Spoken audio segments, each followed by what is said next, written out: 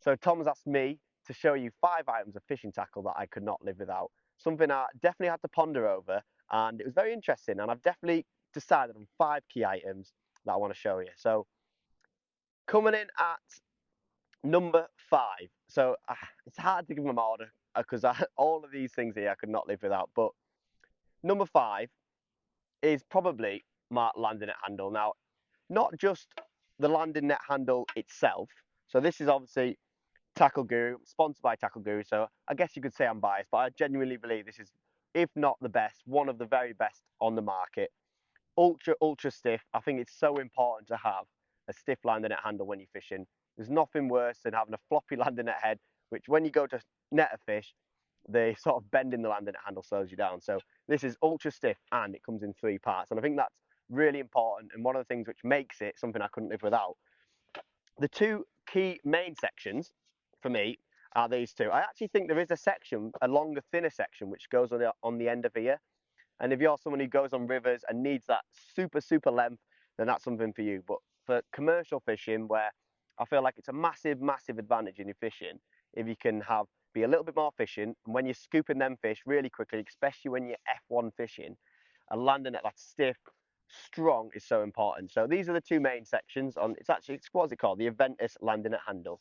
But the thing that really gets it on this 5 items of tackle is the 1 meter extension. And why, you might ask? Well, I know some anglers are firm believers. I know Andy Bennett, for example, he just uses the 2 sections. So there's nothing wrong with that at all. But for me personally, I like a bit of extra length. So I like to stick this in the bottom. You can see it's well used and abused. It actually comes with a bit of foam in the bottom of there. Managed to lose that. So you'll know I'm pretty rough and ready by now. But that just sticks in the end there. And I think that little bit of extra length, when you're fishing for big carp especially, which when you're fishing long kits, obviously for F1s, we fish short kits, so the fish often pop up nice and close to you. So that sort of 2 piece will probably be ample. But you get them occasions where you've got a big carp on, you're fighting with it, and it might just pop up at like 4 meters out, and you need to reach out to get it. And if I didn't have that extension on, I might be reaching forward and you might miss it. And what happens when you miss them carp on the first go? They go on a mad run, you end up playing them for hours and hours and they might end up coming off. So I just feel like them occasions when I know there's some bigger fish in my peg, some carp, this extension is a must for me. I'll be lost without it, to be honest. Gives me that extra reach. I just think it gives me a little advantage in my fishing, a genuine advantage. So that is one product that I could never be without when I'm fishing. It was a big upgrade. So yeah, love it. That's number 5. Number 4 is another item of carbon, and it probably deserves to go a bit higher up actually, but I'm just going to go at it for number 4, and it's one of these, the short number 4. Now, these short 4s absolutely revolutionise fishing. I would never, if I can get away with it, I would always use a short number 4. This is actually a number 3 on the Tackle Guru pole, I should have said really.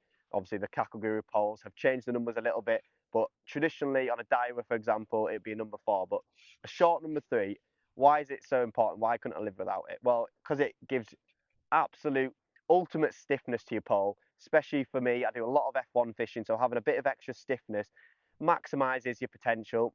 Them little bites that you might be missing if you had a bit more of a floppy pole.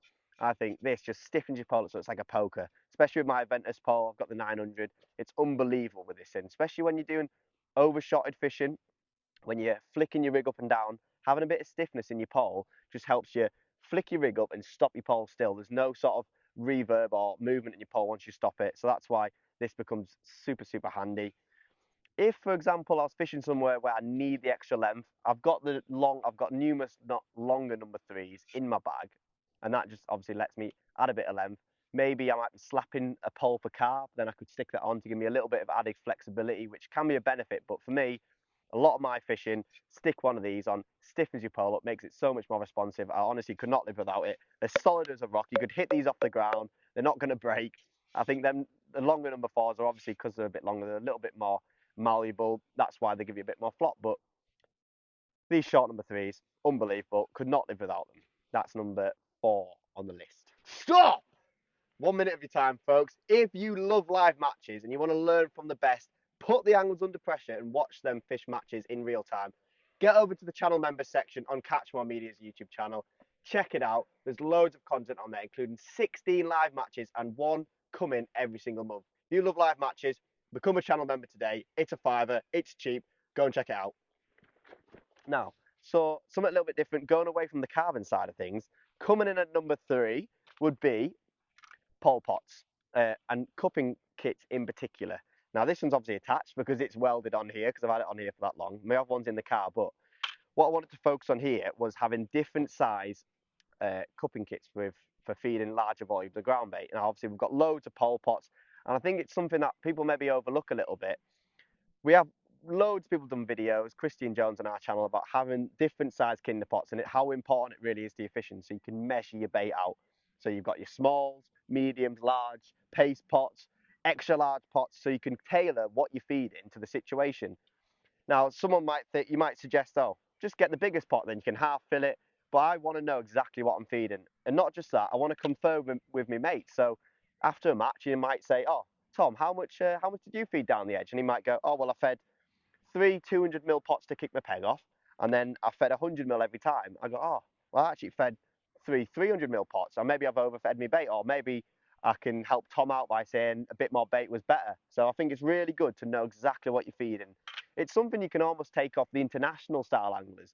They always measure their bait. They're really, really regimented about it. I know when I went out with the under 20s a few years back, measuring your bait out was so vital. So you could replicate exactly what you did. And it works exactly the same in commercial fishing. You can go back the next time, you can feed your margins exactly the same. So, for example, spoke to Christian Jones, one of the best anglers of all time, I'd say.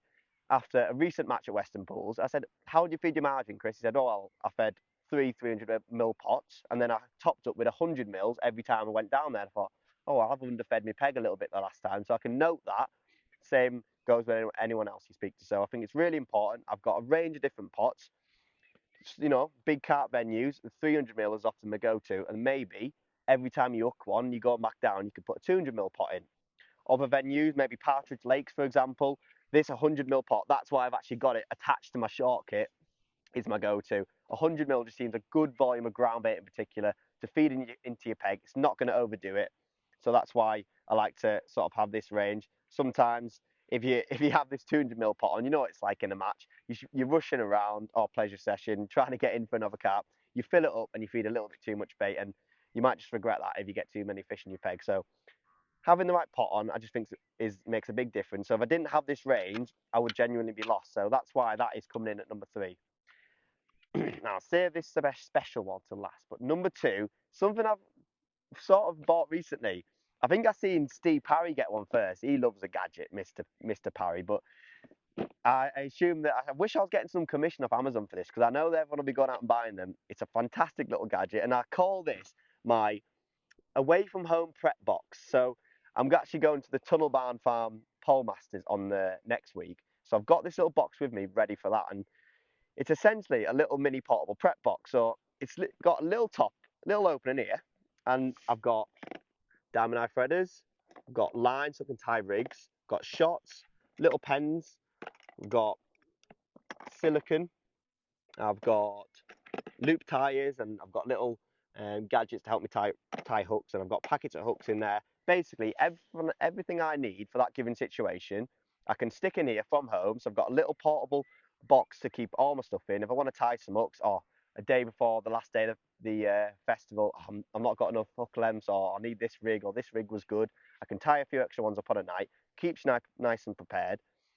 Just a nice little storage box to keep everything. I just think it's a really, really nice little gadget. You gotta like get it all organised and close it. And there's one little extra thing, not just hooks and line, floats. So in here, I've got all my little floats full of all different sizes and patterns that I like to keep with me. Some bobby floats, some pingers, some dibbers. Obviously, I've got some RWs in here as well that I like to use. Like this little one, I've got all my dibbers in there. All my floats are nicely organised. So I've got like bag of floats. These are probably, I was a massive fan of the muddies and the muddy floats from RW. Brilliant floats. But once I got into these Guru ones, I honestly think they are fantastic. We've got a really, really visible tip, the bright orange, typical of Guru, zero point 0.4, brilliant for all edge fishing, 2 foot sort of and under. F1 shallows, F1 slims, big old floats um, from when I was fishing at Medlands, and I just like to keep them all on me. So if I go to a certain situation, for example, I might draw on the clay pit at Western Pools. It's a really cold, rainy day. I want to fish on the bottom in 12 foot. I can go in here, tie a rig up on the bank, keeps me nice and prepared. Hopefully, don't get caught out by any sort of situations. Just think it's a really cool little gadget that since I've got it, I wouldn't be without. Whenever I leave the house, I take it with me, so I'm always prepared.